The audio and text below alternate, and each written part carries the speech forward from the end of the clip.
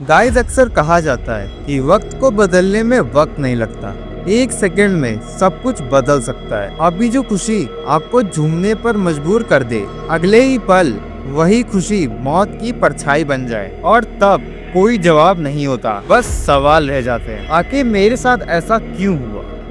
Guys, जो मैं आपको अब बताने जा रहा हूँ वो किसी फिल्मी स्क्रिप्ट का हिस्सा नहीं है।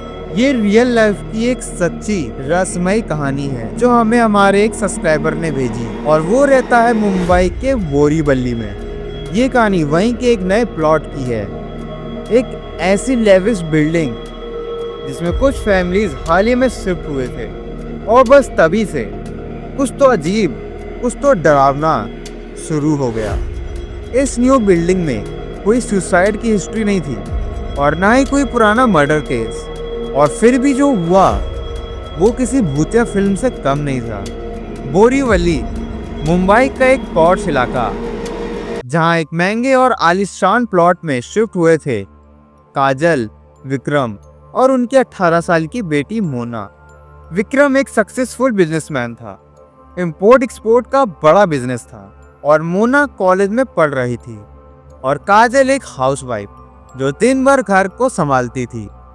लेकिन उस घर में उनके अलावा और कोई भी था, और वो जो नजर नहीं आता था मगर महसूस होता था।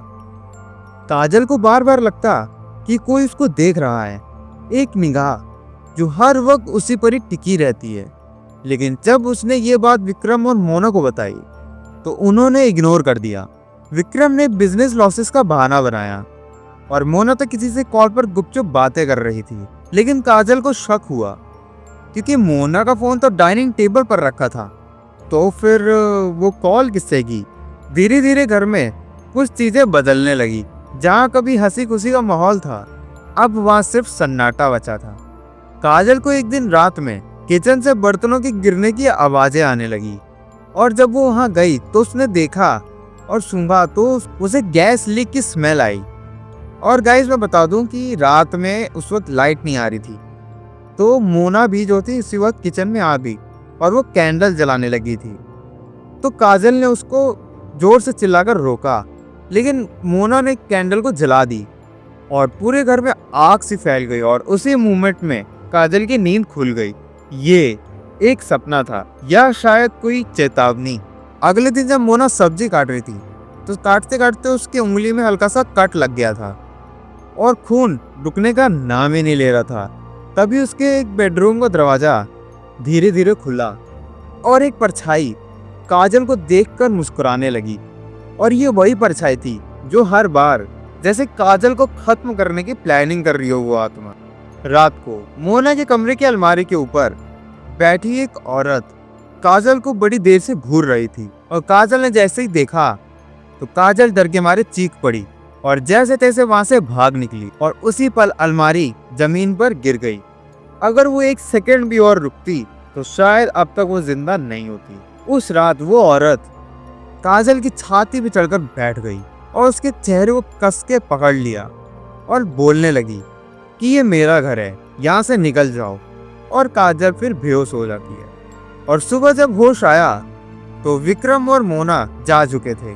तो वो तुरंत अपने बहन को कॉल करती है। बहन उसे सलाह देती है एक बाबा के चेले सुधीर से मिलने के लिए। जब सुधीर उसके घर आया, वो एक कदम अंदर नहीं रख पाया और बोलता कि कोई है जो मुझे अंदर नहीं आने दे रहा है। तो उसने सिर्फ एक जाते हुए एक सलाह दी कि इस घर से निकल जाओ, अभी और हमेशा के लिए। और उसी रात काजल ने जबरदस्ती सबको बिठाकर विक्रम और मोना को सारी की सारी बात बताई। अब वो चुप नहीं रह सकती थी, और पहली बार विक्रम ने उसको सीरियसली लिया, क्योंकि वो इतना डरी हुई थी। फिर उन्होंने डिसाइड किया कि 2-3 दिन में वो शिफ्ट हो जाएंगे। लेकिन एक दिन जब काजल मार्केट गई तो एक अनजान आदमी उसे देख रहा था, और देखते देखते कुछ टाइम बाद ना वो उसके पास आ गया और उससे कहने लगा, बोलता कि मैडम, आप उसी प्लॉट में रहती हैं ना। वो आदमी वही था जो इस बिल्डिंग में वॉचमैन हुआ करता था। उसने बताया, जब ये बिल्डिंग बन रही थी, बिल्डर को तांत्रिक ने कहा था कि उस पर एक साया है। उसने एक कलश में उन सायों को कैद किया, और उसे उस प्लॉट में रख दिया और कहा जब तक उसे समुद्र में ना फेंका जाए वो प्लॉट किसी को बेचना मत। लेकिन बिल्डर ने सब कुछ भुला दिया और प्लॉट को बेच दिया और अब वो साया उस घर का मालिक बन गया था। काजल, मोना और विक्रम तो उस प्लॉट से शिफ्ट हो गए, लेकिन क्या वो साया भी वहां छूट गया या फिर अभी भी काजल को ढूंढ रहा है? कभी किसी को हंसते हुए देख के अपनी अधूरी कहानी दोहराता है।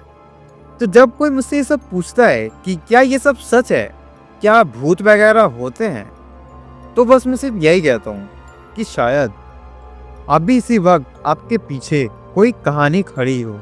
इसलिए कहीं भी जाओ तो उस जगह का इतिहास जान लो, वरना एक दिन तुम खुद ही उसी इतिहास का हिस्सा बन जाओगे। गाइस, एक आखिरी बात, अगर आप ऐसी और कहानियां मिस नहीं करना चाहते तो अभी से इस चैनल को सब्सक्राइब करिए।